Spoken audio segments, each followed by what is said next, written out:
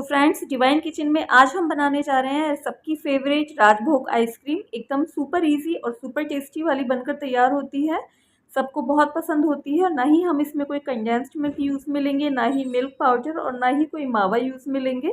घर पर रखी हुई चीज़ों से हम इसे बनाकर तैयार करेंगे। बहुत ही सॉफ्ट बनकर तैयार होती है और टेस्ट तो इसका इतना लाजवाब होता है कि बच्चे बड़े सबको बहुत ही ज़्यादा पसंद आती है।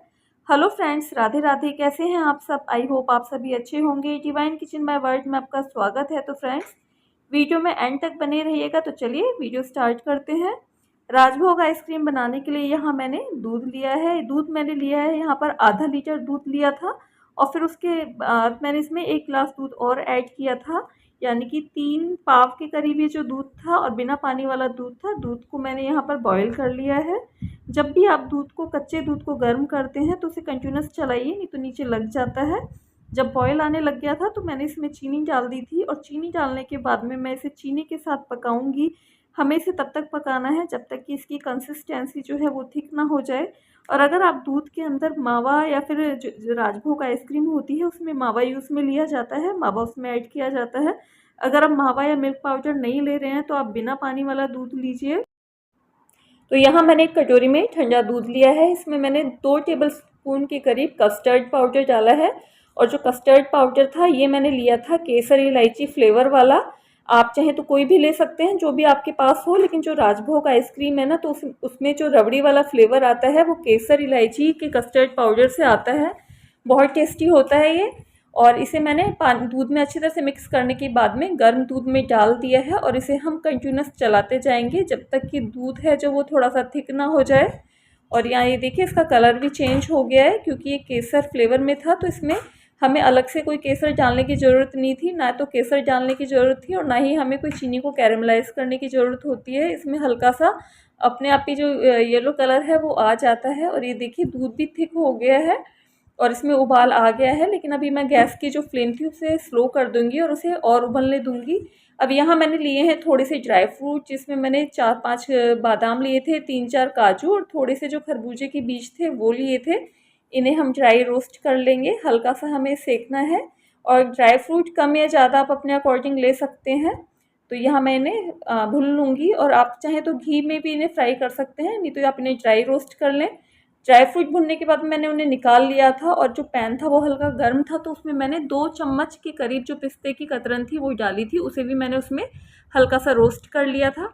और यहाँ देखिए दूध को उबलते हुए 5 मिनट हो चुके हैं और थोड़ा सा थिक हो गया है। अब मैं गैस ऑफ कर दूंगी और दूध को हम बिल्कुल ठंडा हो जाने देंगे। दूध हमारा ठंडा हो रहा था तो इतने मैंने ये जो ड्राई फ्रूट को रोस्ट करके रखा था इन्हें मैं दरदरा कर लूँगी। आप चाहें तो चाकू की मदद से इनको कट कर सकते हैं और या फिर पाउडर बना सकते हैं या फिर इस तरह से मोटा मोटा आप दरदरा कर सकते हैं। तो यहाँ मैं इसे दरदरा कर लूँगी और ड्राई फ्रूट आप अपने अकॉर्डिंग ले सकते हैं, कम ज़्यादा भी। और आप इसमें और भी कुछ अखरोट अखरोट या फिर जैसे किशमिश वगैरह हैं वो भी ऐड कर सकते हैं। लेकिन यहाँ सिर्फ मैंने काजू बादाम और खरबूजे के बीज लिए थे और जो मैंने पिस्ते को भुना था वो मैंने डाल दिया है।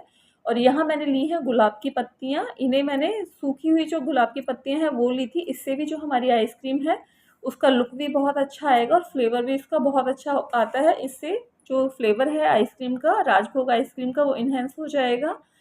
इन्हें हम यहाँ रख देंगे। जो दूध था वो भी ठंडा हो चुका है और ये देखिए इसकी जो कंसिस्टेंसी है वो भी थोड़ी सी थिक हो गई है और मतलब बहुत एक गाढ़ापन आ गया है और देखने में बिल्कुल रबड़ी जैसा लग रहा है। और जो इसका टेस्ट है ना वो भी बहुत ही अच्छा आता है।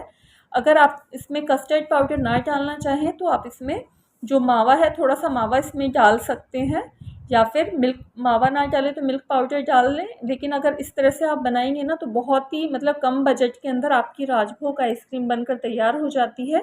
अब इसे एक क्रीमी सा टेक्सचर देने के लिए तो यहाँ मैंने इसे ब्लेंडर से इसे ब्लेंड कर लूँगी, जिससे कि दूध के अंदर कोई भी जो मलाई वगैरह होगी ना वो दूध में अच्छी तरह से मिक्स हो जाएगी और मतलब कोई लंप ना रहे और कोई मोटा टुकड़ा ना रहे, एकदम क्रीमी सा इसका टेक्सचर हो जाएगा। तो इस तरह से मैं ब्लेंडर से इसे ब्लेंड कर लूँगी। 1 से 2 मिनट के लिए हमें इसे ब्लेंड कर लेना है अच्छी तरह से।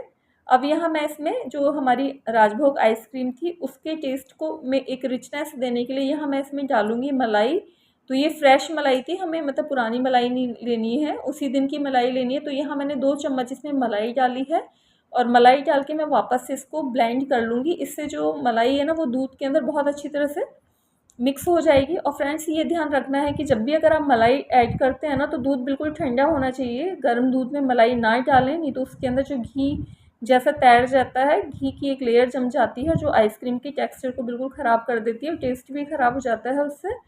तो इस तरह से ठंडे दूध में डालें और अच्छी तरह से ब्लेंड कर लें। ब्लेंड करने से जो दूध है में मलाई जो है वो बहुत अच्छी तरह से मिक्स हो जाएगी। और फिर इस तरह से यहाँ मैं मोटी छलनी से इसे छान लूँगी, जिससे कि कोई भी जो मोटा टुकड़ा कुछ रहेगा तो वो छलनी के अंदर आ जाएगा और एकदम से जो दूध है ना वो बिल्कुल एकदम से क्रीमी हो जाएगा।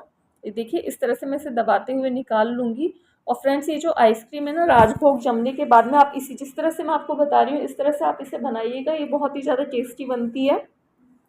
और इसमें बिना मावा का यूज़ किए हुए, बिना कंडेंस्ड मिल्क का यूज़ किए हुए भी बहुत ही ज़्यादा सुपर टेस्टी एकदम मार्केट जैसी बन के तैयार होती है।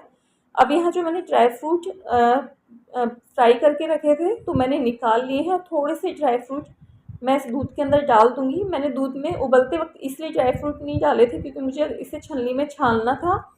अगर ड्राई फ्रूट मैं पहले ऐड कर देती तो सारे जो ड्राई फ्रूट थे वो छलनी के अंदर निकल जाते। अगर आप दूध को छानते नहीं हैं तो आप ड्राई फ्रूट जो थे वो दूध को बॉईल करते वक्त भी मिक्स कर सकते हैं, लेकिन आप इसी तरह से कीजिएगा जिस तरह से मैंने आपको बताया है। अब हम दूध को जमने के लिए फ्रीज़ में रख देंगे। तो यहाँ मैंने इसे 1 घंटे के लिए ही रखा था दूध को। और आइसक्रीम को सेट करने के लिए मैंने यहाँ एक जो लंच बॉक्स है वो लिया है, उसमें मैंने इस तरह से पार्चमेंट पेपर को बिछा लिया है।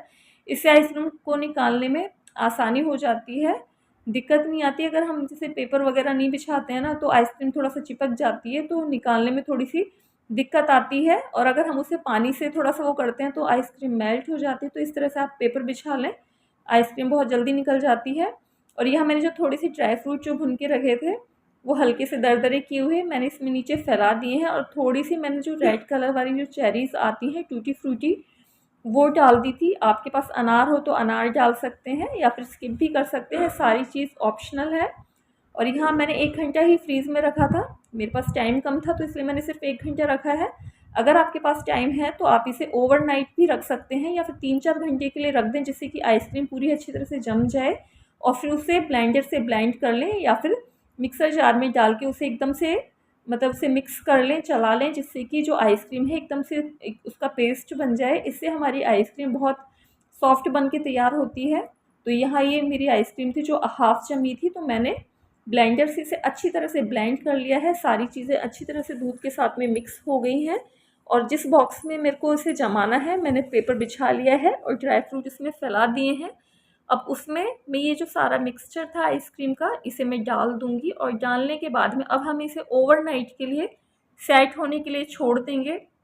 देखिए फ्रेंड्स, बिल्कुल घर में ही रखी हुई चीज़ों से जो राजभोग आइसक्रीम थी वो हमने बनाने के लिए रख दी है और इसका टेस्ट बहुत ही अच्छा आता है। और जैसे मैंने इसके अंदर केसर इलायची वाला जो कस्टर्ड पाउडर है वो यूज़ में लिया था, तो अगर आपके पास वनीला कस्टर्ड हो या फिर पिस्ता केसर वाला, पिस्ता इलायची वाला हो, आप कोई भी ले सकते हैं, जो भी आपको मिले। वैसे जो परचूने की दुकान होती है या फिर जो डिपार्टमेंटल स्टोर होते हैं वहाँ हर फ्लेवर में जो कस्टर्ड पाउडर है वो मिल जाता है। और यहाँ ये देखिए नेक्स्ट डे मैंने ओवरनाइट आइसक्रीम को रखा था सेट होने के लिए। इस तरह से मैं प्लेट के अंदर से उल्टा करके हल्का सा थपथपाऊँगी और बहुत ईजीली जो हमारी आइसक्रीम है वो निकल गई है। अब यहाँ जो मैंने इसमें पार्चमेंट पेपर लगाया हुआ था मैं इस तरह से हटा लूँगी। आप चाहे तो पेपर की जगह सिल्वर फॉयल या फिर जो पॉलीथीन आती है पैकिंग वाली उसे भी एकदम साफ़ करके उसे भी बिछा सकते हैं। अब जो मैंने ड्राई फ्रूट्स की कतरनें रखी हुई थी मैं ऊपर से इसे गार्निश कर दूँगी। और ये देखिए कितनी अच्छी तरह से जम के तैयार हुई है। आप चाहें तो इसे मोल्ड में भी सेट कर सकते हैं, जमा सकते हैं, या फिर इस तरह से जो बॉक्स होते हैं इसमें सेट कर लें। जैसा भी आपके पास बर्तन हो उसमें आप आइसक्रीम को जमा सकते हैं। और यहाँ मैंने इसे कट कर लिया है, बहुत सॉफ्ट बनी थी और बहुत आराम से कट हो गई थी। ये देखिए फ्रेंड्स, जो हमारी राजभोग आइसक्रीम है सुपर टेस्टी और बनाने में भी सुपर इजी बनकर रेडी है। और ये देखिए मैं आपको तोड़ के दिखाती हूँ, बहुत आसानी से टूट गई है, तो बहुत ज़्यादा सॉफ्ट बनी थी और बहुत ही टेस्टी थी। तो आप भी फ्रेंड्स इसे ज़रूर ट्राई कीजिएगा। और अगर आपको आज की मेरी रेसिपी पसंद आई हो तो आप इसे लाइक कीजिएगा, फ्रेंड्स और फैमिली के साथ में शेयर कीजिएगा और प्लीज़ मेरे चैनल को सब्सक्राइब कीजिएगा।